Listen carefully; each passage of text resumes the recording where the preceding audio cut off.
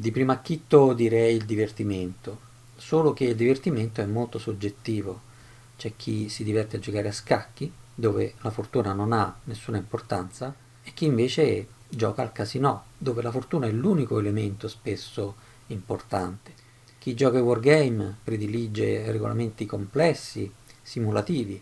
Chi ama i party game invece vuole regolamenti semplici ma con un'alta interazione in cui si possono fare delle risate con gli amici e così via. Quindi ogni gioco ha un proprio target di riferimento e all'interno di quel target conviene vedere se il proprio gioco ha i numeri giusti per emergere o per risultare interessante rispetto agli altri già esistenti. Quello che secondo me non deve mai mancare è la ricerca della semplicità. È facile creare giochi complicati con tante regole perché è naturale che per risolvere un problema emerso nel playtest si aggiunge una regola o un'eccezione. Questo però crea regolamenti inutilmente complicati, difficili da imparare e un po' allontana i giocatori che devono tenere presente tante cose. Sarebbe meglio invece cercare a tutti i costi la semplicità. Rainer Knizia è famoso per avere questo metodo. Quando un gioco presenta due o più problemi, lui cerca un'unica soluzione che li risolve entrambi e quindi, come vedete, le regole si diminuiscono invece che aumentare.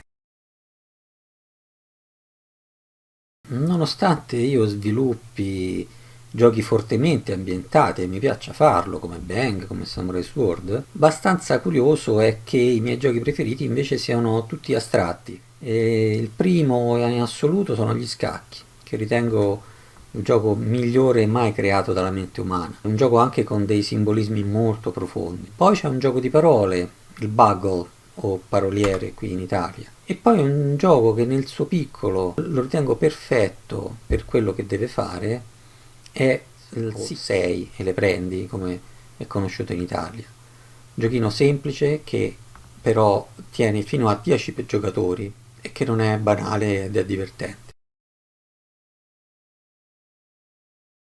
Allora, io ho scritto un libro intero su questo argomento, si chiama L'autore di giochi, è pubblicato solo in italiano per adesso, in cui ho raccolto tutti i consigli che mi sento di dare, in cui spiego come si crea un gioco dall'inizio, dall'idea primordiale fino alla pubblicazione con un editore. Così i consigli più importanti che posso dare sono di provare tantissimo il gioco, farlo provare a più persone possibili, anche che non siano necessariamente amici, spiegare a queste persone che le critiche che si fanno al gioco non sono critiche verso l'autore e quindi di sentirsi il più possibile liberi di esprimere la loro opinione, anche se anticipo che se sono amici non diranno male del gioco. Il loro ruolo non è parlare male del gioco, sono amici.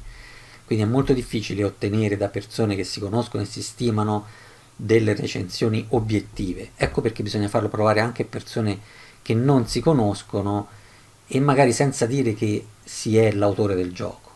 Farlo provare così, questo è un gioco, un prototipo, senza dire che noi siamo gli autori. E già si vede qualche responso un po' più onesto. Un altro consiglio che mi sento di dare è di non essere innamorati delle proprie idee. Ci sono delle idee che uno se le immagina bellissime e poi in pratica si rivelano invece non funzionanti, sbilanciate, quindi purtroppo vanno abbandonate. Non bisogna incaponirsi a tutti i costi. Se una cosa non funziona, semplicemente non funziona, ne verranno altre di idee, non è quello il problema. Oppure arriverà l'idea che lo rende poi funzionante, ma stare lì e intestardirsi su una singola idea che a prova dei fatti non si è capito come farla funzionare, spesso non è molto utile.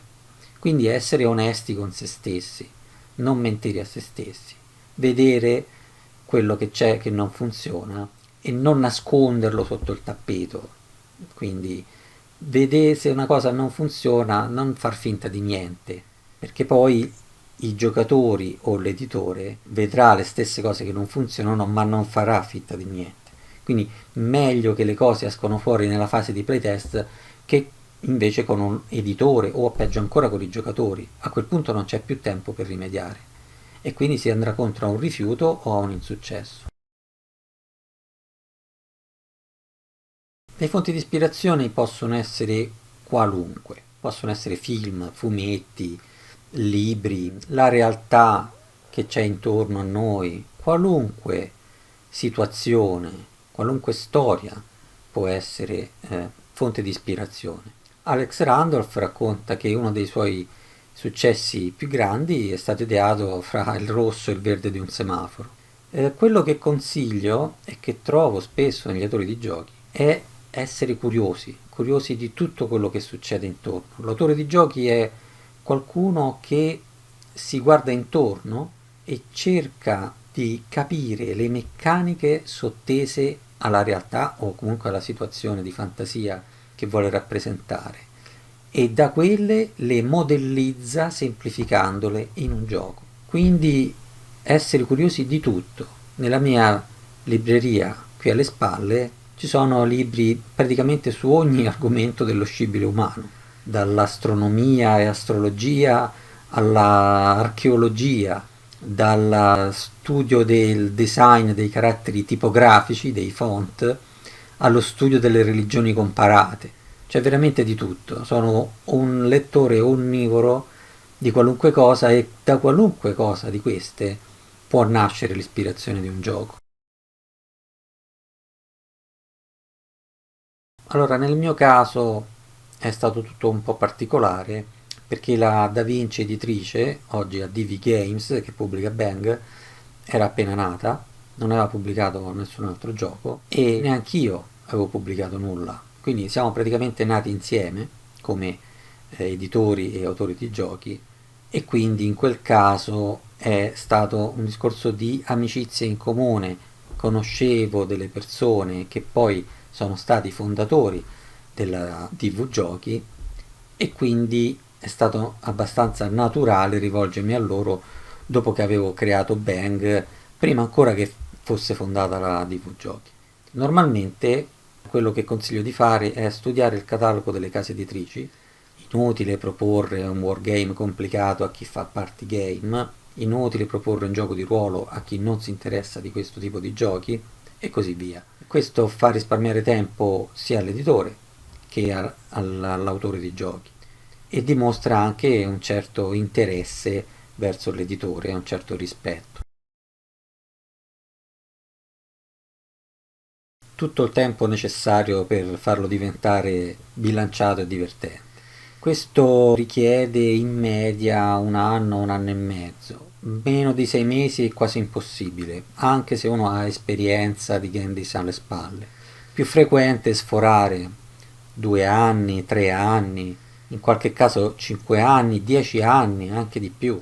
Succede spesso che un gioco viene poi messo in soffitta e poi viene risolto all'improvviso da un'idea geniale che arriva all'improvviso. O ancora più frequentemente che le idee utilizzate per un gioco che poi alla fine non ha trovato la quadra vengano poi invece riutilizzate in un altro gioco in cui si dimostrano perfettamente adatte. Allora, normalmente un autore di giochi ha un suo gruppo di playtest fidato a cui proporre i suoi prototipi e poi svilupparlo nel tempo. Io ho un sistema un po' diverso, nel senso che ho tanti gruppi di playtest sparsi un po' in tutta Italia, qualcuno anche all'estero. Ad ognuno propongo su una piattaforma virtuale tutti i prototipi in formato PDF con tutti i regolamenti scritti e poi ognuno di loro ha un gruppo di riferimento. Ci sono dei capo playtester che hanno il loro gruppo di playtest e fungono come se fossero una mia estensione. Poi una volta ogni mese e mezzo, dipende anche dalla deadline del gioco, ci ritroviamo tutti in Zoom, io e i vari capo playtester, e con loro discuto quello che il loro gruppo ha trovato del gioco. Questo ha un vantaggio e uno svantaggio, questo sistema. Il vantaggio è di avere un gruppo di playtest molto ampio e quindi trovare prima e meglio quali sono i difetti del gioco e correggerli, quindi fare uscire un prodotto che ha già superato un grande playtest con tanti gruppi di gioco eterogenei. Lo svantaggio è che lo sviluppo è un po' più lento, perché devo per forza mettere per iscritto il regolamento, devo per forza mettere online tutti i regolamenti e tutto il prototipo grafico, quindi devo realizzare un prototipo grafico ben fatto, non posso farlo a mano come spesso si fa normalmente, se un autore ha il proprio gruppo fa un prototipo con carta, penna e forbici, qui devo fare un'altra cosa, quindi è molto più lento e molto più dispendioso. Però trovo che i vantaggi in questo caso superano gli svantaggi, anche se spesso Beh, comunque per un normale autore alle prime armi un gruppo fidato di riferimento è più che sufficiente.